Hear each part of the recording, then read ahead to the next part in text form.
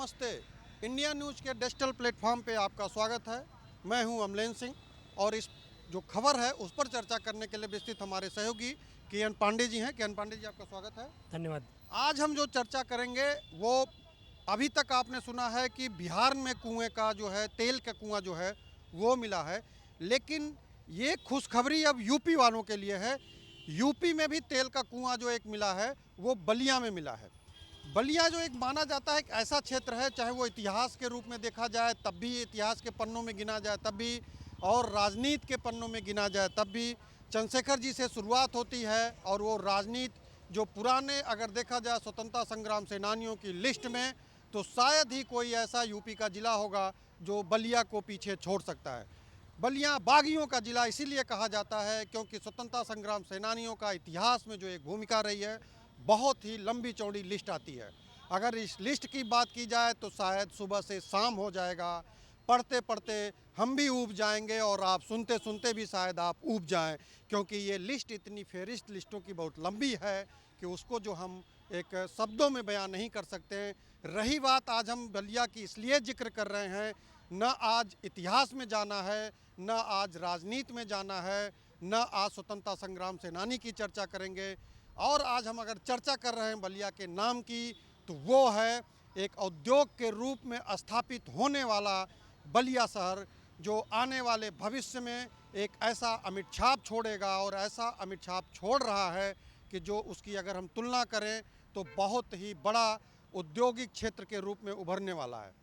पांडे जी से अगर हम चर्चा करते हैं तो उसकी शुरुआत हम करेंगे कि पांडे जी, अगर देखा जाए तो बलिया में एक तेल का कुआं जो मिलता है, जो एक गंगा का बेसिन क्षेत्र माना जाता है, उस क्षेत्र में एक जो जगह चिन्हित की गई है, उस चिन्हित जगहों में आने वाले समय के लिए गंगा जो है के तराई क्षेत्रों की अगर हम बात करें तो एक तरीके से कुएं का बेल्ट मिलना, हमको लगता है ये पूरे पूर्वांचल के लिए खुशखबरी के साथ साथ यूपी के लिए तो है ही, लेकिन ये पूर्वांचल बेल्ट में जो कुआं मिला है, उस कुएं की अगर हम बात करें तो उद्योग के रूप में अभी बहुत ज़्यादा संभावनाएं भी निकल के आएंगी। रही बात शुरुआती दौर की, तो शुरुआती दौर में ये माना जा रहा है कि ज़मीन के अधिग्रहण की अभी बातें चल रही हैं, उसकी पैमाइश चल रही है कि अभी कितना पैसा लगेगा, कहाँ से ज़मीन कितने क्षेत्रफल के रूप में इसको अधिग्रहण किया जाए और कितना हमारे कब्जे में आ सकती है, मौजूदा ज़मीन की कीमत क्या है। इन सारों चीज़ों की एक पैमाइशी के बाद फिर उसको कंपनी को दिया जाता है कि आप आइए और इस पर आप जो है आगे का काम जो है प्रोसेस को शुरुआत करिए।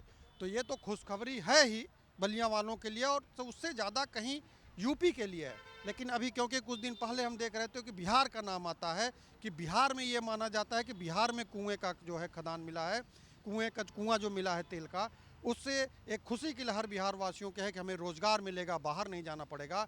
तो उस लहजे से अगर देखा जाए, उस तरीके से अगर देखा जाए, तो यूपी वालों के लिए भी एक सबसे बड़ी खुशखबरी है। इसको आप किस नज़र से देखते हैं अगर औद्योगिक के क्षेत्र के में माना जाए तो?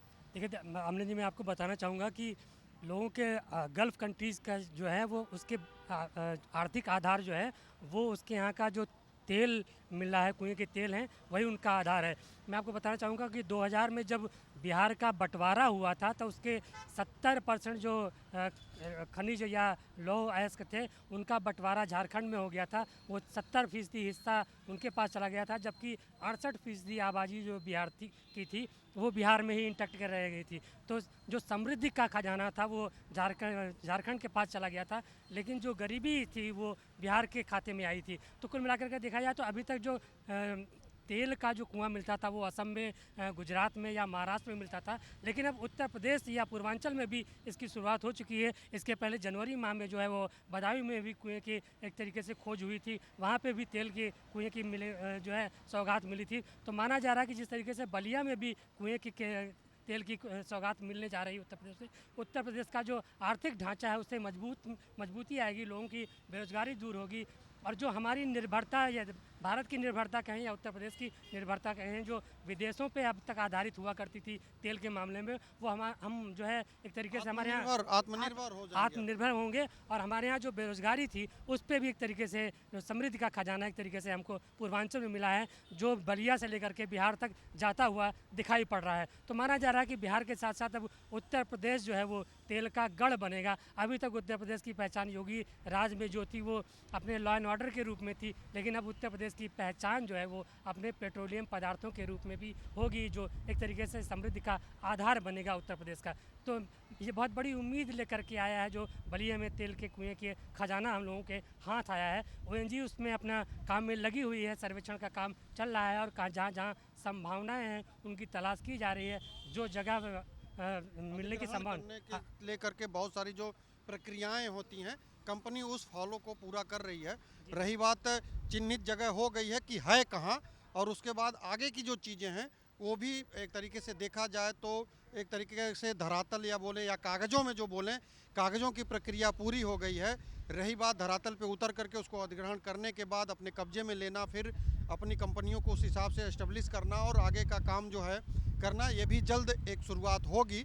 और जो अगली खुशखबरी मिलेगी आपको कुएं से लेकर के, वो भी यूपी से ही रिलेटेड है। हमारे सहयोगी ने उसको भी बता दिया है कि बदायूं और बांदा का बेल्ट जो है, ये दोनों बेल्ट पूर्वांचल और बदायूं बांदा का बेल्ट, ये उद्योग के मामले में बताया जाता है कि बहुत ही पिछड़ा क्षेत्र है।